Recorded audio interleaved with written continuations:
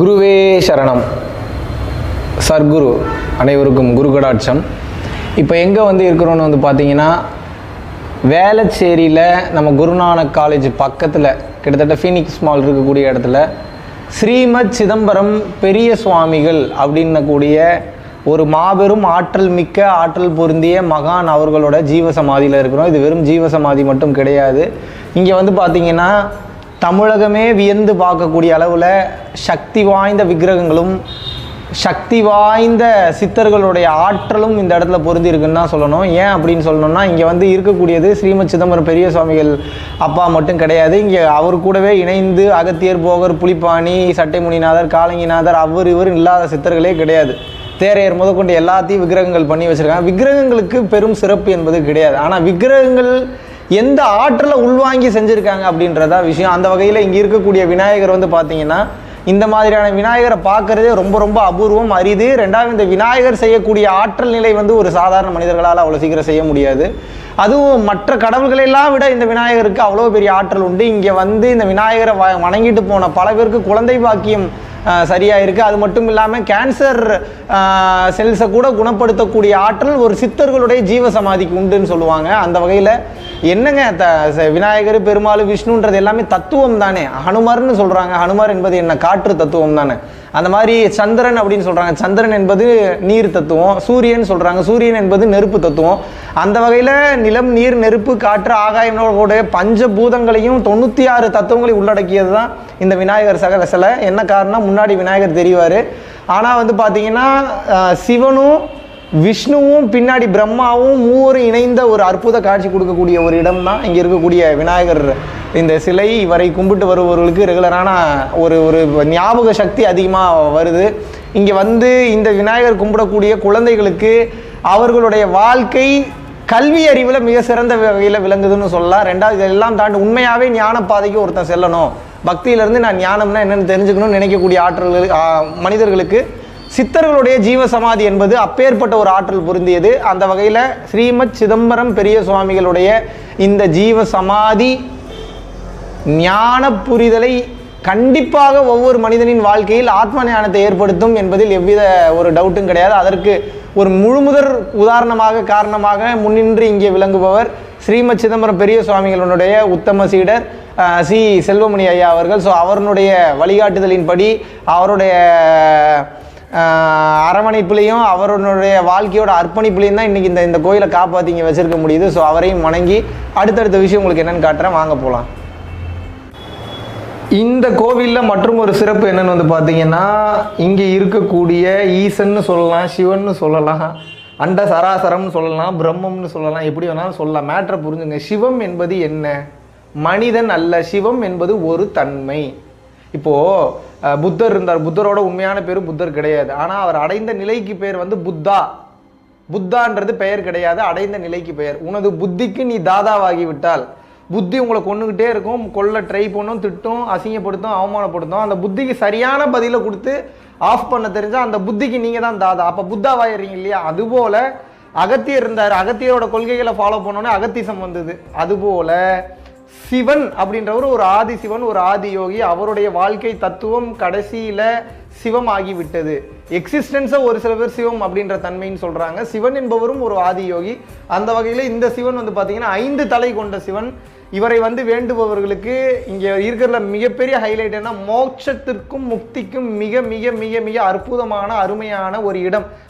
உடனே சிவபெருமான் உங்களுக்கு தூக்கி மோட்சத்தையும் முக்தியும் கொடுத்துருவாருன்னு சொல்ல. ஆனால் இந்த இடத்திற்கு வரும்போது உங்களுக்கான மோட்ச பாதைக்கான கதவு திறக்கப்பட்டு அதற்கான வித்து இடப்படும். ஸோ உங்களுக்கு சீட்டை இங்கே ரிசர்வ் பண்ணிக்கிறாங்க. அவ்வளோதான். கேட்ட எல்லாத்துக்கும் கொடுப்பாரான்னு கேட்டால் கிடையாது. காலி பாத்திரத்துக்கு தான் பிச்சை. காலியாக வாங்க, எதிர்பார்ப்பு இல்லாமல் போங்க. இவருடைய அனுகிரகம் கிடைக்கும். எப்போ கிடைக்கும்? பக்கத்தில் இருக்கக்கூடிய யோகேஸ்வரி அம்மனோட அருளினால கிடைக்கும். ஏன்னா அப்பா யாருன்னு சொல்லணும்னா அம்மா தான் சொல்லணும், இவங்க தான் உங்கள் அப்பா அப்படின்னு. அந்த வகையில் இந்த அம்மா சொன்னாதான் இந்த அப்பாவே அடையாளம் தெரியும். அந்த வகையில் இவர் தான் உன் அப்பா பார்த்துக்கன்னு சொல்லி வழிவிடக்கூடியதே மாயாதேவி என்பவள் விலகி யோகேஸ்வரியாக மாறி, பால திரிபுர சுந்தரியாக மாறி, வாழைத்தாயா எப்போ அந்த வாசின்ற தன்மை வேலை செய்ய ஆரம்பிக்குதோ அப்போ அந்த சுத்த மாயைன்றது விலகி சுத்த உஷ்ணம் கிளம்பி கடைசியில் பரம்பொருளை காணலாம். அதான் தத்துவம். நன்றி. இங்கே இருக்கிறவங்க யாருன்னு பார்த்தீங்கன்னா காமாட்சி, மீனாட்சி, எப்படி வேணாலும் பேர் வச்சுக்கோங்க, பேர் தான் வேறு வேறு. ஆற்றல் மையம். எப்பயுமே ஒரு கோவிலோ ஒரு சித்தருடைய ஜீவ சமாதியோ இருக்குன்னா அந்த சித்தர்களுக்கே ஆற்றலை கொடுத்து அந்த ஆற்றலை அங்கே நிறுத்துவது ஒரு பெண் தெய்வமாகத்தான் இருக்கும். அதனால தான் பெண் இல்லாமல் படைப்பு எதுவும் கிடையாது. பெண்ணை என்னதான் நீங்கள் மாயைன்னு சொன்னாலும் மாயை கடந்தால்தான் உச்சகட்டத்துக்கு போக முடியும். அப்போ அந்த இடத்துல தடையா நிற்கிற அளவுக்கு அது உயர்ந்து வளர்ந்து நின்றுருக்கு தானே, அதை நம்ம பாராட்டணும் தானே. மாயை வெல்வது தான் நம்மளுடைய வேலை. அப்போ அந்த அந்த அந்த ஈக்குவல் ரைட்ஸு கொடுக்கக்கூடிய அந்த விஷயத்தை விளக்கக்கூடிய ஒரு ஆற்றல் காமாட்சிக்கு உண்டு. ஸோ மிகப்பெரிய சித்தர்கள், சித்த நிலைக்கு போய் சித்த புருஷர்கள், மகான்கள், முனிவர்கள் எல்லாருமே மகாமேரு சக்கரம்னு சொல்லுவாங்க. அந்த சக்கரத்தில் இருந்து தான் ஆற்றலவே பெறுவாங்க. ஸோ மேக்சிமம் விஷயம் தெரிந்த சித்தருடைய ஜீவ சமாதிகள், மகா சமாதிகள் எல்லாம் வந்து பார்த்திங்கன்னா எப்பயுமே இந்த பௌர்ணமி அமாவாசை டைம்லாம் மகாமேரு சக்கரத்தை வந்து பூஜை பண்ணுவாங்க. அந்த இடத்துல வந்து ஆற்றல் நிலையம் அதிகமாக இருக்க வேண்டும் என்று. அந்த வகையில் இந்த மொத்த ஸ்தலத்துக்கும் ஆற்றலை இது தந்து கொண்டிருப்பவள், வாரி வாரி வழங்குபவள், கருணைய உருவமான காமாட்சி தாய் தான். நான் வந்து சிவதூதி நித்யா அம்மாவை வந்து அம்மான்னு தான் சொல்லுவேன். நான் சாமின்லாம் சொல்கிறதில்ல. ஸோ நம்ம குடும்பத்தில் ஒருத்தர் நம்ம ஆக்கிட்டோன்னா அவங்க குடும்பத்தில் நம்ம ஒருத்தர் ஆகிடுவோம். அந்த தன்மைக்கு போகும்போது எண்ணம் தெளிவு பெறும், சிந்தனை தெளிவு பெறும், செல்வ வளங்கள் கூடும், சித்திகள் கைகூடும், கர்ம சித்திகள் கைகூடும், அட்டமா சித்துக்கள் கைகூடும். சித்துக்களுக்கெல்லாம் கிரீன் சிக்னல் கொடுக்கறது, கிரீன் கார்டு கொடுக்கறது இவங்க தான். ஸோ இவங்களை வந்தீங்கன்னா யோகத்தில் மேன்மை நிலை அடையணும்னு நினைக்கிறவங்க, செல்வ வளம் வேணும்னு நினைக்கிறவங்க மறக்காமல் காமாட்சி அம்மனை பார்க்காம போகவே போகாதீங்க. இங்கே இருக்கிறது வந்து பார்த்தீங்கன்னா குபேர பெருமாள் அப்படின்னு சொல்லி பெயரிட்டு இருக்காங்க. இங்கே பாருங்கள், நல்லா புரிஞ்சுக்கோங்க, சிலைக்கும் ஆற்றலுக்கு சம்மந்தமே கிடையாது. ஆனால் ஒரு சிலையாக ஒரே இடத்துல பார்த்து ஒரு மந்திர உச்சாடனம் சொல்லும்போது நடக்கக்கூடிய சயின்ஸை தெரிஞ்சுக்கோங்க. அந்த சிலையில் ஆற்றல் ஏறி விடுகிறது. போகரோட சமாதிலாம் போனீங்கன்னா போகருடைய ஜீவ சமாதி இருக்குது, எல்லாமே இருக்குது. ஆனால் அங்கே ஒரு சில தகடுகள் பதித்திருப்பார்கள், எந்திரம் பதிச்சிருப்பாங்க. ஸோ அந்த இடத்திற்கு, மூலஸ்தானத்திற்கோ அந்த சிலை இருக்கக்கூடிய இடத்திற்கோ ஆற்றலை தருவது வந்து பார்த்திங்கன்னா அந்த எந்திரம் தான். ஸோ வேதங்களில் ரிக், யஜூர், சாமம், அதர்வனம் இந்த மாதிரி 4 வேதங்கள் என்ன சொல்லுதுன்னா ஒரு சில மந்திரம் உச்சரிக்க நெருப்பே ஃபயரே கிளம்பி வந்துடும். புரிஞ்சுக்குங்க. ஸோ அந்த மாதிரியான மந்திரத்தை இப்போ பெருமாளுக்கு சொன்னோம்னா இது பெருமாள் என்பது தத்துவம், சுவாமி கிடையாது. நல்லா புரிஞ்சுக்கணும். இந்த கான்செப்ட் உங்களுக்கு நான் விளக்கம் கொடுக்குறேன் எப்படின்னு. இப்போது நம்ம உடம்புல தசவாயுக்கள் இருக்குது. பேரை கேட்டால் உடம்புல என்னடா ஓடுது, ரத்தம் ஓடுது, வேற என்ன ஓடுது, காற்று ஓடுது, அவ்வளோதான் சொல்லுவீங்க. வெறும் காற்று தானே? கிடையவே கிடையாது. காற்றுல ஒரு 10 வகை தசவாயுக்கள்னு பிரிக்கிறாங்க. என்ன? பிராணன், அபானன், வியானன், உதானன், சமானன், நாகன், கூர்மன், கிருகரன், தேவதத்தன், தனஞ்சயன். இந்த 10 விதமான வாயுக்களுக்கு ஏன் 10 விதமான பேர்னா ஒவ்வொரு வாயு ஒவ்வொரு விதமான இடத்துல தன்னோட வேலைகளை செய்யுது. அபானன்னா இந்த மாதிரி கீழே போகணும், பிராணன்னா மேலே வரணும், தனஞ்சயன் இந்த உச்சியில் இருக்கணும், கடைசியில் கீழே இறங்கி போகணும், இது சைடில் போகணும், வாமிட் வந்ததுன்னா இது வெளியில் தள்ளணும், மலம் கழிக்கிறதுக்கு இந்த வாயு பயன்படுத்துன்னு பிரிச்சிருக்காங்க இல்லையா? அதுபோல் பெருமாளுடைய தத்துவம் என்னன்னு வந்து கேட்டிங்கன்னா காக்கும் தத்துவம். அகாரம், உகாரம், மகாரம் 3 தத்துவம் இருக்குது. அகாரம் என்பது மூலாதார சக்தி, படைக்கக்கூடிய பிரம்மா தத்துவம். மகாரம் என்பது காக்கக்கூடிய சக்தி, சாப்பிட்றதெல்லாம் இங்கே தானே செரிமானம் ஆகுது. ஸோ உங்களை சேவ் பண்ணக்கூடிய பார்ட் இந்த பார்ட்டு தான். இந்த உடம்ப மகார தத்துவம்ன்றாங்க. சாரி, அகாரம், உகாரம், உகார தத்துவம். மகார தத்துவம் என்பது தான் தலை தத்துவம், ஆகாய தத்துவம், வெட்டவெளி தத்துவம், ரகசியங்கள், அண்ட பெருவெளி என்பது, சுத்த பெருவெளி என்பது இதுதான். அந்த வகையில் நல்லா புரிஞ்சுங்க, ஹரியும் சிவனும் ஒன்று தான். இதை உணர்ந்தவனுக்கு தான் முக்தியும் மோட்சம் என்பதே கிடைக்கும். அது வேற இது வேறன்றவனுக்கு கிடைக்காது. ஒருத்தருக்கு சூப்பர் ஸ்டார் பிடிக்கும், ஒருத்தருக்கு விஜய் பிடிக்கும், ஒருத்தருக்கு அஜித் பிடிக்கும், ஒருத்தருக்கு ராமராஜன் பிடிக்கும், ஒருத்தருக்கு செந்தில் பிடிக்கும், ஒருத்தருக்கு கவுண்டமணி பிடிக்கும். ஆனால் எல்லாரோட நோக்கமும் மக்களை என்டர்டெயின் பண்ணுறது தான். புரியுதா உங்களுக்கு? அந்த மாதிரி இறைவன் என்பவன் ஒருவனே. அதுக்கு கேட்டகரி பிரித்து அவங்களுக்கு ஒவ்வொரு பொறுப்பை கொடுத்து வச்சுருக்காங்க. அந்த வகையில் இது குபேர பெருமாள். இந்த இடத்துல வந்து இந்த ஆற்றல் நிலையை நீங்கள் கும்பிடும்போது இந்த கல்லை, இது ஒரு கல், இந்த கல்லை பார்க்கும்போது உங்களுக்கு ஃபோக்கஸ் ஆகும். அந்த மந்திர அலைகள் வந்து பார்த்தீங்கன்னா உங்கள் மேலே ரிஃப்ளெக்ஷன் ஆகும்போது உங்களோட புருவ மத்தியில் இருக்கக்கூடிய அந்த விஷயம் சித்தியாகிவிடும். ஸோ அடுத்த விஷயம் என்னன்றதை அடுத்ததில் போய் பார்க்கலாம். வாங்க போகலாம். இங்கே இருக்கக்கூடிய சித்தர்கள் வந்து பார்த்தீங்கன்னா காலங்கிநாதர், சிவவாக்கியர், அழுகண்ணர், பாம்பாட்டி சித்தர், தன்வந்தரி, கொங்கணர், இடைக்காடர், கருவூரார், கோரக்கர், போகர், சட்டைமுனிநாதர், மச்சமுனி, தேரையர், போகர், புலிப்பாணின்னு போயிட்டே இருக்குது. இந்த பக்கம் சேஷாத்ரி சுவாமிகள், இரட்டை நாக்கு சித்தர், புலிப்பாணி சித்தர். அந்த பக்கம் இருக்கிறது ஸ்ரீ குமாரசாமி. முருகர் இருக்கிறார் பாருங்க, முருக பெருமானே இருக்கிறார். இங்கே இருக்கக்கூடியதுலேயே ஸ்பெஷல்னா முருகருக்கு ஆப்போசிட்டில் சனி பகவான் வேறு இருக்கிறாரு. ஸோ இங்கே சனி பிரச்சனைகள், சனிக்கோள்னால் அதிகமாக பாதிப்பு ஏற்படுபவர்கள் இங்கே வந்தால் உங்களுடைய பிரச்சனை நிவர்த்தி ஆகிறது. பக்கத்துலேயே சரபேஸ்வரர் இருக்கிறாரு, புதன், சுக்கிரன், சூரியன், சந்திரன், செவ்வாய், ராகு இந்த பக்கம் இருக்கிறாங்க. உள்ளுக்குள்ளே வந்து பார்த்தீங்கன்னா சித்தர் ஸ்ரீமத் சிதம்பரம் பெரிய சுவாமிகள் இருக்காங்க. ஸோ இது முழுக்க ஒரு தெய்வீக மனம் கமழக்கூடிய ஒரு இடம் என்பதில் எல்லளவும் மையமில்லை.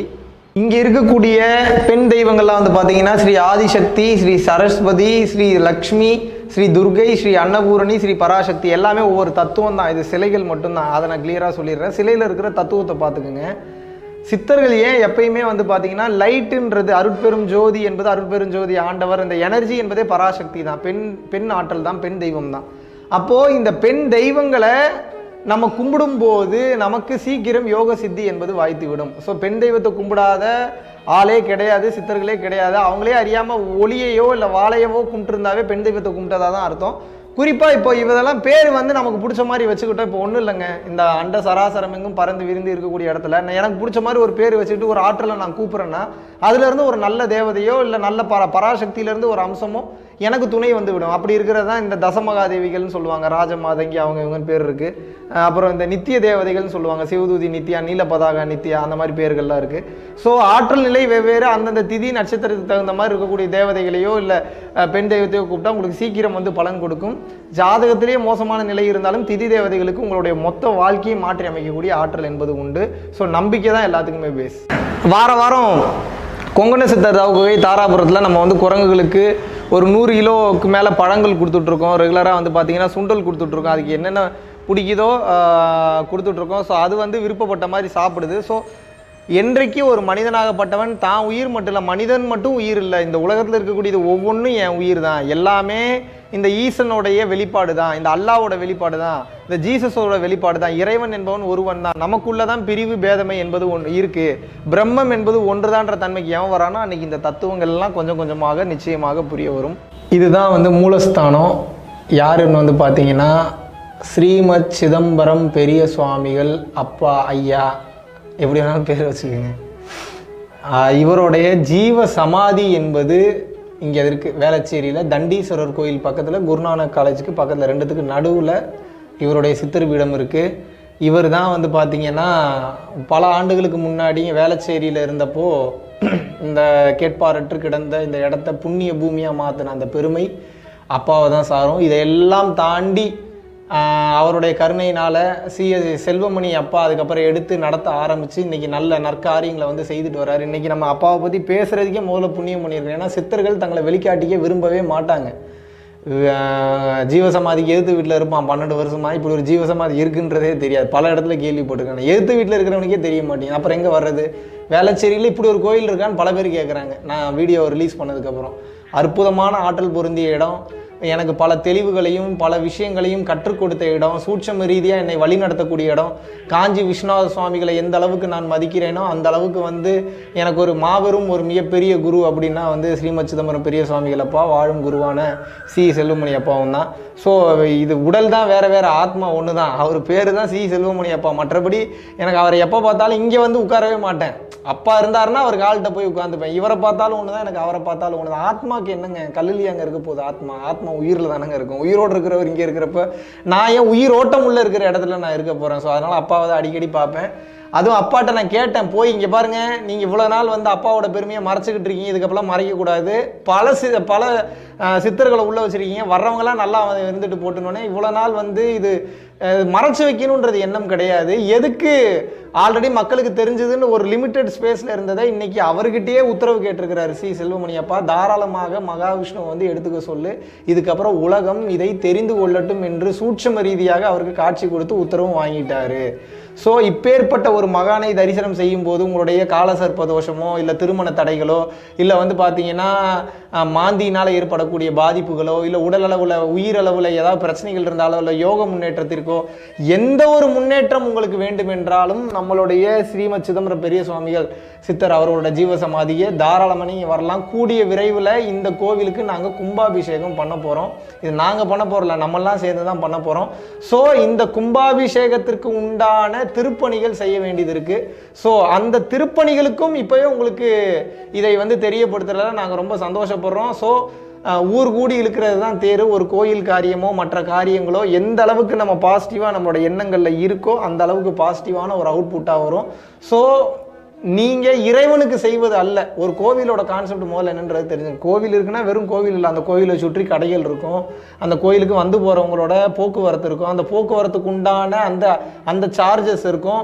இந்த மாதிரி ஒரு கோவிலை வைத்து பல உயிர்கள் வந்து சுற்றி இருக்கக்கூடிய அந்த ஊரே நல்லா இருக்குது. இதனால தான் கோயில்களை வைத்தார்கள். ரெண்டாவது, கோயில் இருக்கிறதுக்கு இன்னொரு மெயினான இடம் என்னன்னா மனம் அமைதியாவதற்கு ஒரு இடம். அந்த வகையில் ஜீவசமாதிகளுக்கு வரும்போது மனம் உடனே ஒடுங்கிவிடும், உடனே அமைதியாகிவிடும். அப்பேற்பட்ட ஆற்றல் ஸ்ரீமத் சிதம்பரம் பெரிய சுவாமிகளை அப்பாவுக்கும் மற்ற சமாதிகளுக்கும் உண்டு. இன்னைக்கு நான் இந்த அளவுக்கு பேசுகிறேன்னா, இந்த அளவுக்கு புரிதலை என்னுடைய கெட்ட கர்ம வினைகளை வெளியில் எடுத்து நல்ல கர்ம வினைகள், அதாவது கெட்ட கர்ம வினைகளும் இருக்குது, நல்ல கர்ம வினைகளும் இருக்குது. கெட்டதும் இல்லாமல் நல்லதும் இல்லாமல் நியூட்ரல் ஸ்டேட்டாக வைத்திருக்கக்கூடிய அந்த தெளிவையும் அந்த புத்தியும் கொடுத்த ஒரு மாபெரும் ஆற்றல் மிக்க மகான் இவர். அந்த காலத்திலேயே வந்து பார்த்தீங்கன்னா அந்த கோயில் எப்படி கட்டினாருன்னா, திருநூறை கொடுப்பாராம், தங்க காசா மாறிடும், உழைப்பிற்கேற்ற ஊதியம் என்பது உங்களுக்கு கிடைத்து விடும். ஸோ அந்த அளவுக்கு ஒரு ஆற்றல் மிக்க ஒரு மகானாக இருந்தவர். ஆல்கமின்னு சொல்லுவாங்க இல்லையா, ரசவாத கலை, தன்னுடைய உடலையே ரசவாதமாக மாற்றி வைத்திருந்தவர். மெய்ப்பொருள் அப்படின்னக்கூடிய அந்த ஒரு உபதேசத்தின் மூலியமாக உயர்ந்த ஒரு கட்டத்தை அடைந்தவர். அதே உபதேசத்தை தான் அப்பா சூட்சும ரீதியாக உத்தம சீடராக சி செல்வமணி பெற்று இப்போ எல்லாத்துக்கும் கொடுத்துட்டு இருக்கிறாரு. இப்போ கொடுக்குறாரான்னு தெரியறது இல்லை. ஏன்னா நீ தான் வந்துட்டியடா சீடா, நீ பண்ணு, நான் பார்த்துக்கிறேன் அப்படின்னு சொல்லி அவர் இப்போ பொறுப்பை என்கிட்ட ஒப்படைச்சிட்டாரு. அது மட்டும் இல்லாமல் இவ்வளோ ஆற்றல் பொருந்திய இடத்துல இருக்கிறதே நமக்கு பெரும் பாக்கியம், பெரும் புண்ணியம். 5 நாள் 6 நாள்லாம் ஒரு ஜீவசமாதியில் தங்கிட்டா நம்மளோட தலையெழுத்தே தலைகீழாக மாற்றி எழுதப்படும். அப்பேற்பட்ட ஆற்றல் உள்ளது. இந்த கோவிலில் வந்து பார்த்தீங்கன்னா பல வருடங்களாக சி செல்வமணி அப்பா வந்து பார்த்தீங்கன்னா வியாழக்கிழமை மட்டும் இல்லாமல் அமாவாசை, பௌர்ணமி, ஸ்பெஷல் நாள், அன்னாபிஷேகம், இந்த மாதிரியான நாட்களில் தொடர்ந்து ஏழை மக்களுக்கு வந்து பார்த்தீங்கன்னா இடைவிடாத அன்னதானத்தை வந்து செய்துட்டு வர்றாரு. இப்போ நீங்கள்லாம் என்னை பெரிய ஆளாக சொல்கிறீங்க, அன்னதானம் நான்லாம் ஒன்றுமே கிடையாது, ஒரு கத்துக்குட்டி. எனக்கு முன்னாடி இருந்தே அவங்க வழியாக வள்ளலார் சொன்னது போல, ஸ்ரீமத் சிதம்பரம் பெரிய சுவாமிகள் சொன்னது போல, காஞ்சி விஸ்வநாத சுவாமிகள் சொன்னது போல, அந்த வழிவகையாக ஒரு உயிர் வந்து பாதிக்கப்படக்கூடாது, ஜீவகாருண்ய ஒழுக்கத்தோடு இருக்குன்றதுக்காக நானே ஐயா கிட்ட தான் அந்த அன்னதானத்தை இன்னும் சிறப்பாக செய்யணும் அப்படின்ற ஒரு விஷயத்தை கற்றுக்கிட்டேன். தன்னை போல் கவனி அப்படிம்பார் அப்பா. எப்பயுமே செல்வமணி அப்பா என்ன சொல்லுவார்னா, வள்ளலார் சொன்னதை கேட்டிருக்கியாடா நீ, தன்னை போல கவனி அப்படிம்பார். நான் சொல்லுவேன் அப்பாட்ட, அதென்ன தன்னை போல கவனிக்கிற, தனக்கு மேலேயும் கவனிப்பான் அப்படின்னு சொல்லி நான் திருப்பூரில் கலக்கிட்டு இருக்கேன், அப்பா சென்னையில் கலக்கிட்டு இருக்காரு. ஸோ அன்னதானத்திற்கு இந்த ஸ்பெஷலாக இப்போ நீங்கள் பரம்பொருள் ஃபவுண்டேஷன் கொடுக்குற அன்னதானம் மிக சிறப்பு.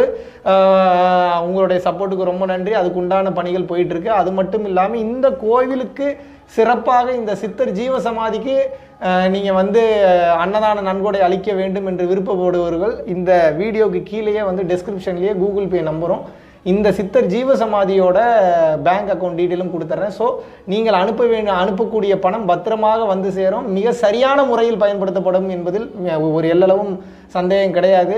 ஸோ இந்த ஜீவசமாதியினுடைய அருள், இந்த சித்தரினுடைய அருள் ஒவ்வொரு இடத்திற்கும் நிச்சயமாக வந்து சேரும். ஒன்றும் இல்லைங்க, வைப்ரேஷனில் காற்றா இருக்காங்க. ஒரு ஃப்ரீக்வன்சி எடுக்கணும், கண்ணை மூடி உட்காந்து சித்தரை நினைங்க, அந்த ஃப்ரீக்வன்சி உடனே ஆக்டிவேட் ஆகாது. ஆனால் நிச்சயமாக தவம் செய்ய பரம்பொருள் யோகம் செய்ய அந்த நிலையை தாராளமாக நீங்கள் நிச்சயமாக அடையலாம். ஸோ இறைவனின் பேரருளால் நடப்பது அனைத்தும் நன்மைக்கே. உயர்ந்த இடத்திற்கு அனைவரும் செல்ல வேண்டும் என்று வேண்டி விரும்பி நீங்கள் அனைவரும் நீலாயுள், நிறை செல்வம், மாண்புகழ், நற்பேறு, நன்னிலம், நன்மக்கள் பெற்று மெய்ஞானம் விளங்கி அன்பு அதிகரிக்க, அகந்தை குறைய, உயர்ந்த கட்ட பரம்பொருளை அடைய வேண்டுகிறேன். குருவே சரணம், குருவே சரணம், குருவே